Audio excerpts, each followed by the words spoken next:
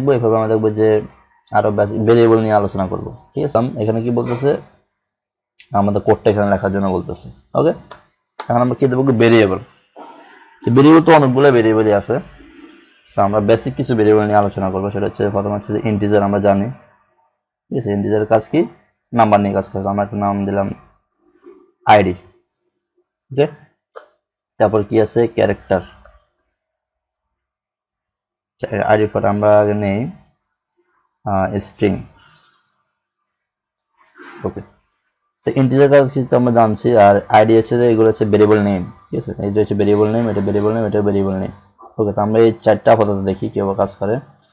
তো variable declare করতে হলে এভাবে ডিক্লেয়ার করতে হয়। প্রথমে মানে ওই ভেরিয়েবল টাইপ দিতে হয় যে এটা কোন টাইপের ভেরিয়েবল। তারপর ভেরিয়েবল নেম, এটা হচ্ছে ভেরিয়েবল ডিক্লারেশন। এখন ভেরিয়েবলের ভিতরে আমরা ভ্যালু কিভাবে অ্যাসাইন করবো। ঠিক আছে, আমরা যদি চাই যে না আমরা যেখানে ডিক্লেয়ার হয়েছে, আচ্ছা আমরা অন্যভাবে দেখাই। প্রথমত আমরা ভেরিয়েবল ডিক্লেয়ার করলাম, এখন কি করবো, ভেরিয়েবলে ডাটা ইনসার্ট করবো। ডাটা ইনসার্ট আমি কিভাবে করবো, ডাটা ইনসার্ট আমরা নিচে গেলাম, নিচে এখানে রাখলাম ভ্যালু অ্যাসাইন। ভেরিয়েবলের ভিতরে আমরা ভ্যালু অ্যাসাইন করবো। ওকে, আইডির ভিতরে আমরা একটা ভ্যালু দিই, আইডি হচ্ছে ট্রু। ওকে, স্যার এখানে সেমিকোলন দেওয়া হয় নাই। তারপরে হচ্ছে যে নেম। এখন কিন্তু আমাদের ডাটা টাইপ দিতে হচ্ছে না, তাই না, কারণ আমরা আগে ডিক্লেয়ার করে রাখছি। এখন জাস্ট আমরা ভেরিয়েবলটা ইউজ করবো। নেমের ভিতরে নেম বলেছে দিলাম।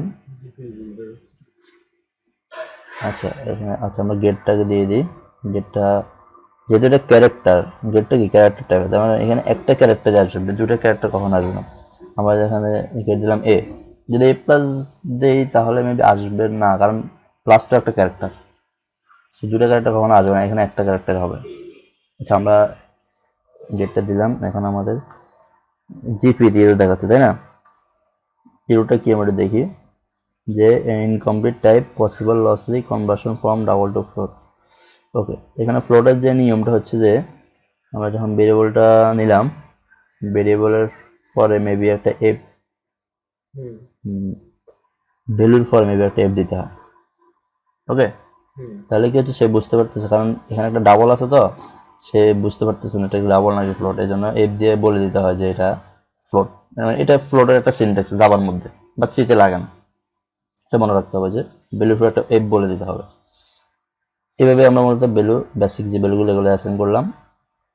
অথবা আমরা যদি চাই যে না আমরা এভাবে অ্যাসাইন করবো না, আমরা যেখানে আমি ডিক্লেয়ার করছি আমি ওইখানেই অ্যাসাইন করবো, সেটাও করা যায়। আমি চাইলে যে না এখানে আমি দিব, ওকে কোনো সমস্যা নেই, এটা এখানে দিলাম, ওকে কোনো সমস্যা নেই, আমরা এখানে দিলাম। ওকে, এভাবে আমরা অ্যাসাইন করতে পারি, যেখানে ডিক্লেয়ার করলাম সেখানে অ্যাসাইন করলাম, আর এটা হচ্ছে আলাদাভাবে অ্যাসাইন করছি।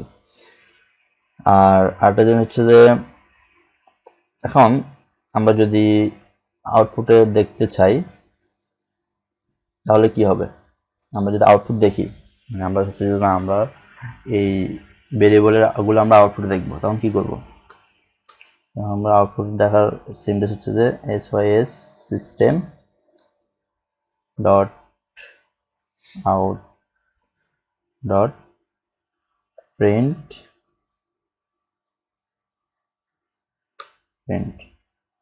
আর আচ্ছা বলে একটা জিনিস আমাদের আমরা আইডি। ওকে, আচ্ছা বলতেছি। আচ্ছা আমাদের ভেরিয়েবল দেখাচ্ছে কিন্তু এই যে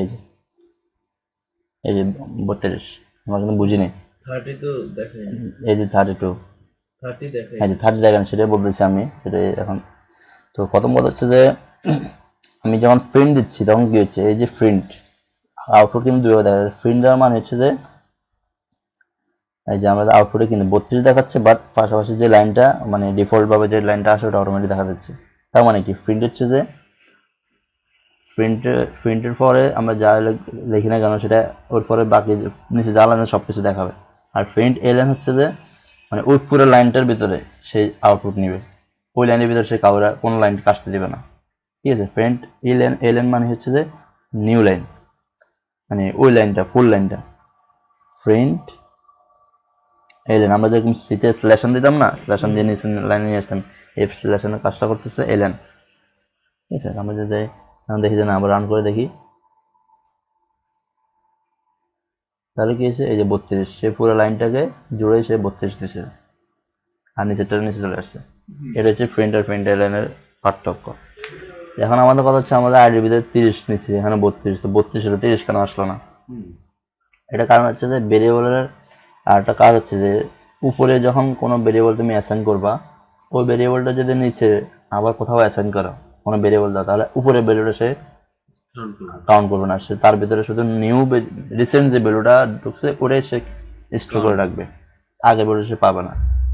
সেম এজ আমরা যদি সেই জন্য আমাদের নেমটা দেখি, তো নেমটা আগেরটা পাবে, দেখি তো পাই কিনা। নেম কি পরটা পাইছে, এটা টেস্ট করার জন্য আমরা একটু দেখি যে আসলে আগেরটা পাচ্ছে কিনা। আমরা কি করলাম, এই লাইনটা আমরা এটা নিচে দিয়ে দিচ্ছি, তখন সে উপর থেকে নামটা পাবে। এখানে দিলে কি সে এখান থেকে পাচ্ছে, তাই না?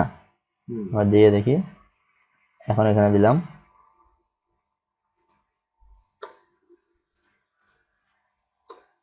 এখন এই যে নেমের ভিতরে কি আসে, প্রথম নেমে কি আসছে, সি বি বি, তার কি আমার এটা কাউন্ট করছে। পরেরবার কি আসছে, এটা আসছে। আমরা বুঝতে পারছি যে ভেরিয়েবল সে উপর থেকে সে কাউন্ট, মানে উপরে তার কাছে যেটা থাকে রিসেন্ট যেটা থাকে, সে এর কাছে রিসেন্ট কে, এর কাছে রিসেন্ট তো এটা, এর কাছে রিসেন্ট তো এটা, এই জন্য সে এটাই দেখাচ্ছে।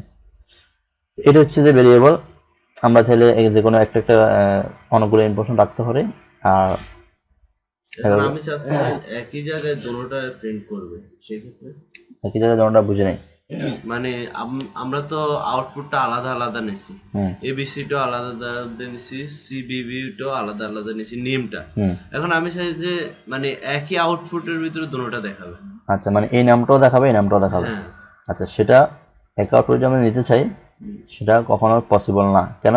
কারণ আমি যদি এখানে নেমটা ইউজ করি, সে অলরেডি এটাই বুঝেছে, এই নেমটা মানে এটাই। কারণ নেমের ভিতরে এখন নিউ নাম এটাই আছে, আগের নেমটা সে পাবে না। আমরা যদি চাই না আমাদের নেম দুটোই আমরা রাখতে চাচ্ছি, সেক্ষেত্রে আমরা কখনো অন্য পন্থা অবলম্বন করতে পারি। সেটা কি? সেটা হচ্ছে যে অ্যারে। অ্যারের কাজ কি? অ্যারের কাজ হচ্ছে যে অনেকগুলো ভেরিয়েবলকে সে একটা ভেরিয়েবলের ভিতরে রাখে, তখন আমরা ওটাকে ইউজ করতে পারবো।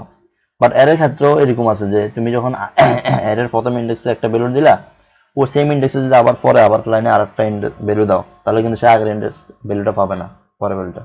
তার মানে ভেরিয়েবলের কাজ কি? সে আগের ভ্যালুটা কখনো সে নিবে না, কাউন্ট করবে না, রিসেন্ট যে ভেরিয়েবলটা তার ভিতরে আছে সে সেটাকে নিবে। ঠিক আছে, এটা বোঝানোর জন্য জাস্ট এটা দুইটা পার্থক্য দিলাম।